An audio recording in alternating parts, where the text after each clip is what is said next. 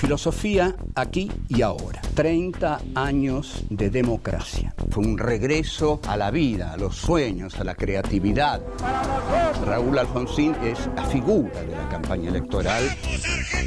Surge la consigna: somos la vida, somos la paz. El gobierno radical iba a juzgar a los militares. Señores jueces, nunca más. Silencio en la sala. El primer gobernante de la democracia argentina tiene que irse expulsado por un golpe de mercado. Del presidente de la nación argentina. Con Menem aparece el Estado neoliberal. Nada de lo que deba ser estatal permanecerá en manos del Estado. Estado mínimo y mercado desregulado. A todos los argentinos. El neoliberalismo está reñido por completo con la democracia. El estallido de la crisis del 2001. He decretado el estado de sitio. Las corporaciones lo que buscan es la vuelta al consenso de Washington. Con Néstor Kirchner, la política vuelve a la centralidad. La economía es un instrumento de la política. Me sumé a las luchas políticas creyendo en valores y convicciones a las que no pienso dejar en la puerta de entrada de la Casa Rosada. Los políticos no tienen carta blanca para hacer lo que quieren en la democracia. La participación del pueblo es siempre fundamental y bienvenida.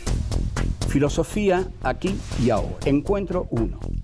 La llegada de la democracia. 1. El gobierno del pueblo. 2. Somos la vida. 3. La primavera alfonsinista. 4. Nunca más. El gobierno del pueblo. Hola, estamos aquí porque se cumplen 30 años de democracia. Para los que tienen 30 años en este momento, quizá no signifique lo que significó para los que ya teníamos una edad, lamentable, porque veníamos de sobrevivir a algo terrible.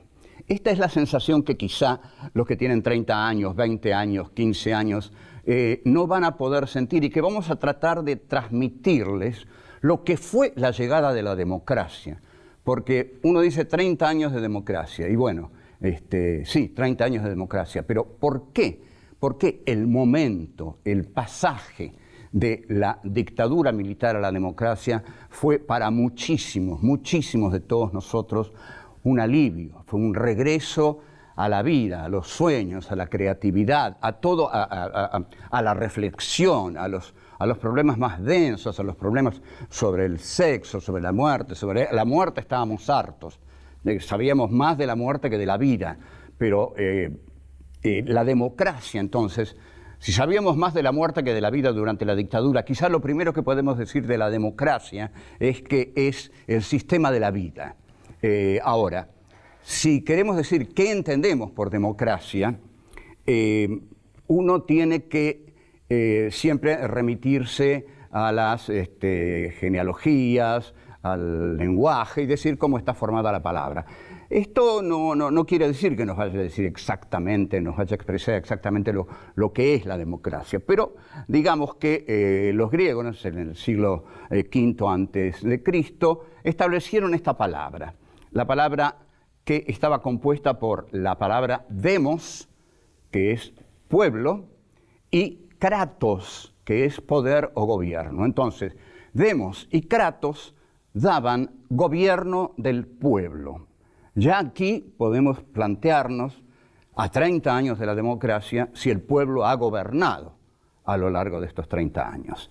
Abraham Lincoln decía en Estados Unidos, y fue un gran demócrata y un gran peleador y un hombre que llevó a Estados Unidos un desarrollo industrial poderoso, que llevó a Estados Unidos a la grandeza en lo económico, al derrotar al sur del monocultivo. Abraham Lincoln decía que la democracia era el gobierno del pueblo, por el pueblo, para el pueblo. Tenemos del, por y para, nada menos. Todo esto era para Lincoln la democracia. La democracia, sin embargo, pese a residir a residir en el pueblo, no puede ejercerse de un modo directo. El pueblo no puede ejercer una democracia directa. Esto se planteó en las, digamos, revueltas muy creativas del 2001 y del 2002, donde se habló de una democracia directa ante el fracaso de una clase política por la cual no se sentían representados la gente del pueblo. Entonces, si los representantes del pueblo van a representarlo, ¿cuál es entonces el fundamento de la representación? Bueno, uno de los fundamentos es que la representación es, como dijimos, que el pueblo no puede representarse a sí mismo, sino que tiene que elegir sus representantes. Ahora, aquí ya empiezan algunos de los aspectos oscuros de la democracia, porque los representantes del pueblo, una vez que llegan al poder, frecuentemente no tienen la saludable tendencia de representar al pueblo, sino de dejarse captar, seducir, comprar por intereses económicos muy importantes, que muchísimas veces son los mismos que financiaron sus campañas. Si yo financio tu campaña, cuando llegues al gobierno, al parlamento, vas a jugar a favor de mis intereses. Entonces, lo que se plantea aquí es la legitimidad de los representantes del pueblo. No la legitimidad del pueblo, porque el pueblo los ha votado. Ahora, la pregunta es, ¿los representantes van realmente a cumplir con lo que el pueblo espera de ellos? Planteado. A 30 años de la democracia lo planteamos, pero ya tenemos muchas respuestas. Volvamos entonces a 1983. Este es el año en que se vota. Los militares habían pronosticado que no se iba a votar en muchos años. Incluso largaron una frase que decía, las urnas están bien guardadas. ¿Cómo se llega a la democracia? Para nosotros era impensable la llegada de la democracia, porque sencillamente no se podía derrotar en el campo de las armas a el gobierno militar. Y la salida política estaba clausurada por ese gobierno que no sabía que no le convenía una salida política ni la iba a conceder. Entonces la dictadura, para permanecer en el poder, decide hacer un acto espectacular e invadir las Islas Malvinas, una vieja, digamos, deuda pendiente del país, una vieja causa de la Argentina que ellos toman para sí. Si invadimos las Malvinas, y en ese momento, en ese año, se jugaba también un mundial en el que jugaba el jovencito Maradona, dirigidos por Menotti, que había ganado el Mundial del 78, entonces el esquema era, si invadimos las Malvinas y ganamos este mundial con el pibe Maradona y Menotti, nos quedamos 30 años más, y nosotros nos preocupábamos mucho por eso, no los queríamos 30 años más. Volvemos. 2. Somos la vida. La derrota en Malvinas fue definitiva para el poder militar, porque fue verdaderamente una derrota humillante y la gente se enteró de muchas cosas. Por ejemplo, que Alfredo Astiz en las Georgias, con un grupo al que llamaba Los Lagartos, se había entregado sin disparar un solo tiro. Y la gente entonces decía furiosa, pero este Astiz sirve para pegarle a gente que está atada a una silla, pero no para pelear realmente una guerra. En Puerto Argentino, el ejército de la Junta se rinde y Galtieri da un último discurso que es realmente trágico, en el cual dice, morirán 400, morirán 4.000, e iba a decir morirán 40.000, y se frenó. Se frenó, si no decía morirán 40.000, pero seguiremos luchando por las Islas Malvinas. Ahora bien, la derrota es una humillación para la Junta y es un castigo y una tortura para los jóvenes, para los chicos de la guerra, que fueron a pelear esa gesta que los militares no pelearon y que, lejos de pelearla, torturaron a sus propios soldados.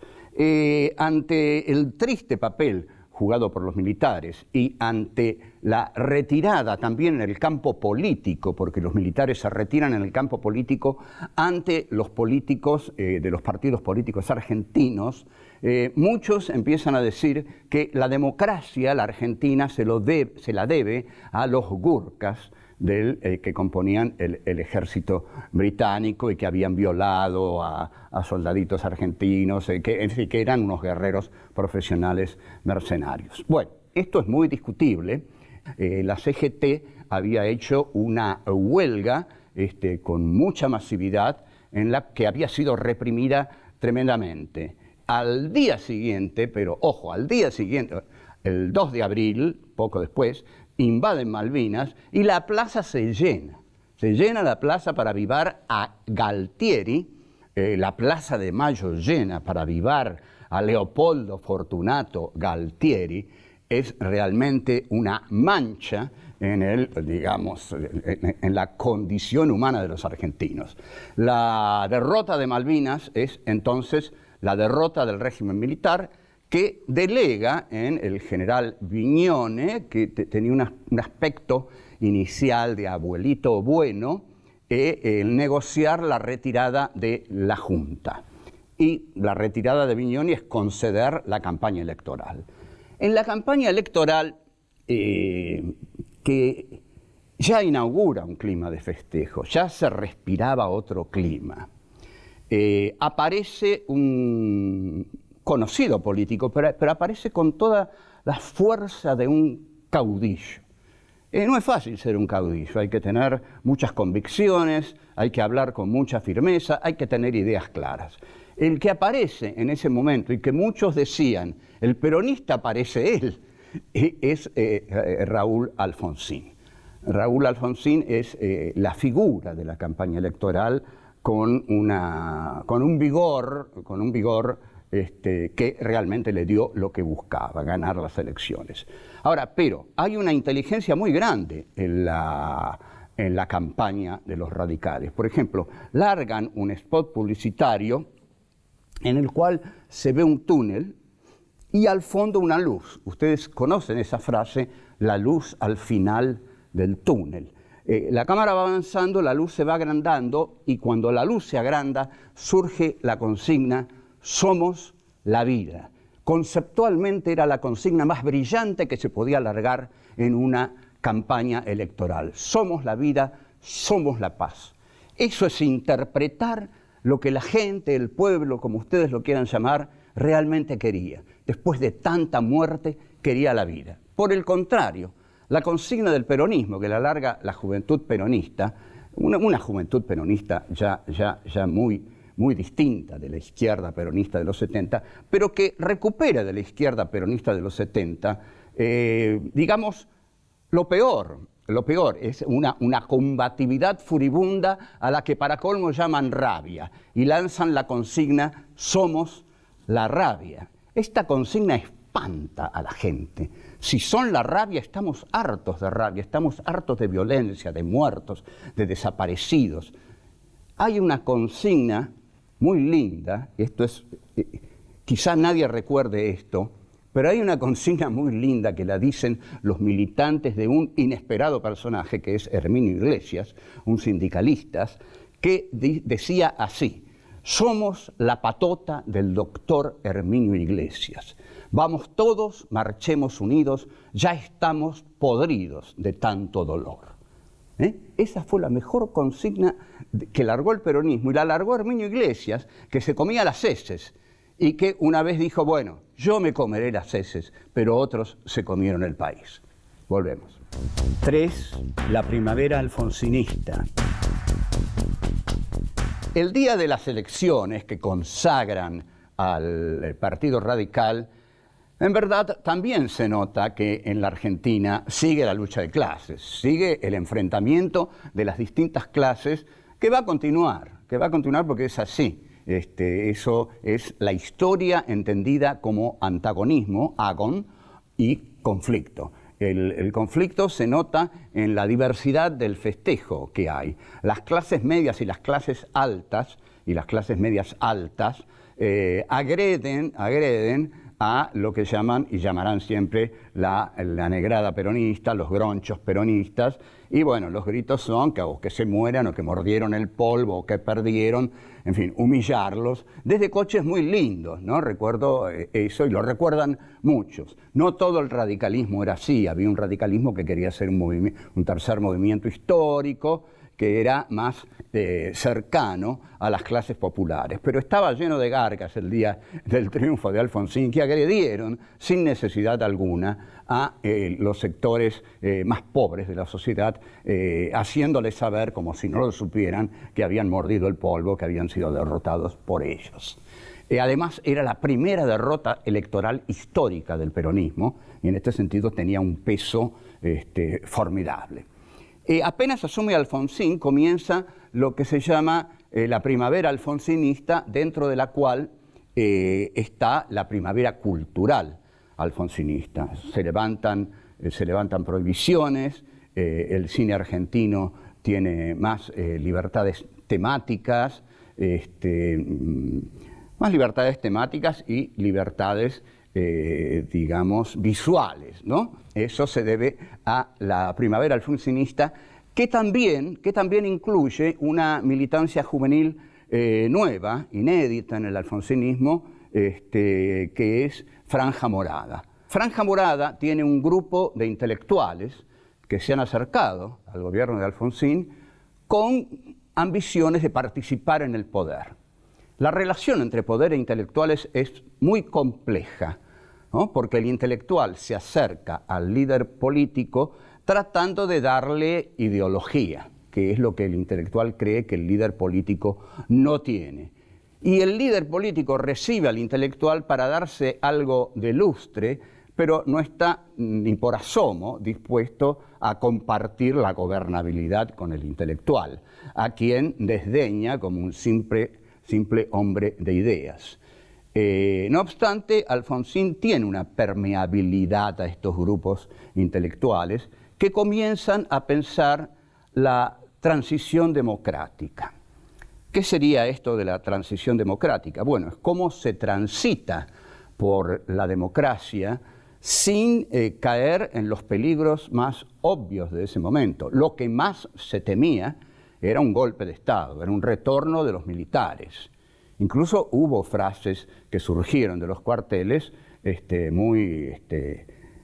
muy molestas, muy atemorizantes. Pero se va notando paso a paso que la democracia se fortalece. Las frases duras que surgían de los cuarteles trataban de evitar el juicio a las juntas. Los intelectuales destacados del alfonsinismo en esa época son fundamentalmente Juan Carlos Portantiero, que es un intelectual que escribió varios libros destacados, sobre todo estudios sobre los orígenes del peronismo, con Murmis, y que fue parte del exilio mexicano. Emilio de Ippola Aricó, siempre un intelectual muy importante, que llegaron a sacar La Ciudad Futura.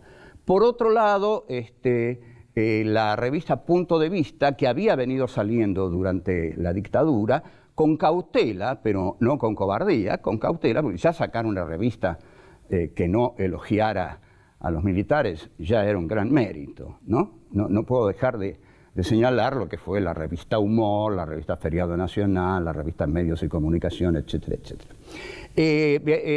Punto de Vista, dirigida por Beatriz Arlo, empieza a salir con análisis ya muy sesudos sobre la democracia. Y finalmente se da la conjunción de lo que se llamó el Grupo Esmeralda, que le escribió a Alfonsín un discurso memorable, que fue el discurso de Parque Norte, que fue un discurso muy difícil, que creo que no lo entendió ni el mismo Alfonsín, que fue el que lo leyó. Pero lo escribieron Pablo Giussani, Juan Carlos Torre y Juan Carlos Portantiero. Alfonsín lo leyó y quedó como un discurso brillante e incomprensible, como son generalmente los discursos escritos por los brillantes intelectuales para los políticos que quieren brillar.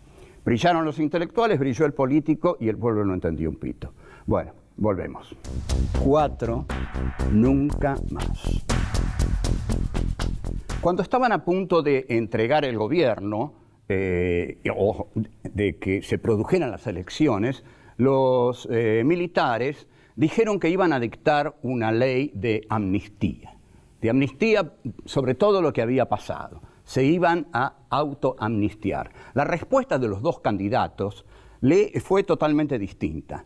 El doctor Luder empezó a hablar de cosas leguleyas, bueno, habrá que analizarla. Alfonsín dijo que no la dicten porque la vamos a derogar, y ahí se ganó 3 millones de votos. O sea que desde el comienzo quedó claro que el gobierno radical iba a juzgar a los militares, porque por algo rechazaba la ley de autoamnistía. El gobierno de Luder raramente los hubiera juzgado. Estamos en una etapa de abiertos elogios a la gestión de Raúl Ricardo Alfonsín, porque esta es su etapa más brillante. Tuvo 3 años brillantes, el de la campaña, el primer año y el segundo año. Lo llaman a un escritor que siempre estaba atento a este tipo de coyunturas, don Ernesto Sábato, y lo ponen al frente de la CONADEP, que era la investigación sobre la desaparición de personas. Esa CONADEP redacta, presenta un texto al que llaman Nunca Más. Nunca más no lo inventan ellos, por supuesto, no lo inventan ellos. Nunca más significa mucho. Nunca más significa un compromiso de todos los argentinos y estar muy atentos a quienes están más cerca del nunca más o más lejos del nunca más. O sea, que nunca más tiene que ser una definición clavada en la conciencia moral de todos los argentinos. Hay que actuar, digamos, un imperativo categórico kantiano, actúa de tal modo que cualquiera de tus actos impida el regreso de los militares al poder. Esta es la formulación kantiana del nunca más. Cada uno de nuestros actos tiene que ir encaminado en la dirección del nunca más. Ahora bien, Alfonsín está cada vez más condicionado. Luego del juicio a las juntas, comienza a entrar en una zona oscura para los sectores más poderosos. O sea, los puntos, las fuerzas que están en contra de Alfonsín son los militares, la Iglesia, que no le perdona, entre otras cosas, la promulgación de la ley de divorcio, y los sindicatos peronistas y el poder mediático. Los medios fuerzan realmente a la hiperinflación y crean un clima de pánico. Alfonsín tiene que irse anticipadamente del gobierno. El protagonista de este golpe económico es Carlos Saúl Menem y, por supuesto, los que dominan el poder económico, ante los que va a hablar el ministro de Economía de Alfonsín, Pugliese, que dice una frase de memorable candor, digamos. Fui a hablarles con el corazón y me contestaron con la billetera. El poder económico no solo contesta con la billetera, habla, piensa, hace el amor con la billetera, todo. Entonces, estamos hablando, todos lo saben, de los 30 años de democracia, y la conclusión de esto es que el primer gobernante de la democracia argentina tiene que irse por la puerta trasera, mal, expulsado por un golpe de mercado propiciado justamente por el poder económico que ya había arreglado con Carlos Saúl Menem y, por supuesto, con la Embajada de Estados Unidos, que Alfonsín había que echarlo. El que colabora mucho en la salida de Alfonsín, como dije, es Menem, quien va a hablar con él, etcétera, etcétera, y